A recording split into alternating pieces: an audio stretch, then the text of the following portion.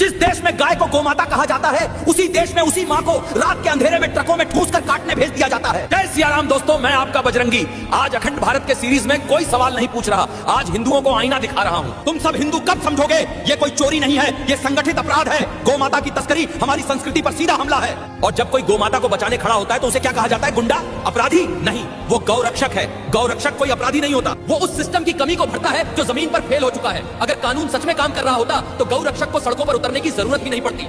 कानून किताबों में है, जमीन पर नहीं। और जब कानून सोता है तो जागता है। एक आम हिंदू, एक गौरक्षक। याद रखना, गौ माता को बचाना कोई कट्टरता नहीं है, ये कर्तव्य है। और गौरक्षक बनना कोई जुर्म नहीं, ये जिम्मेदारी है। अब वक्त आ गया है चुप्पी तोड़ने का। अगर तुम खुद गौ माता को नहीं बचा सकते तो कम से कम गलत के खिलाफ खड़े तो हो। एक फोन कॉल, एक आवाज, एक सवाल कभी कभी पूरी तस्करी की चेन तोड़ देता है।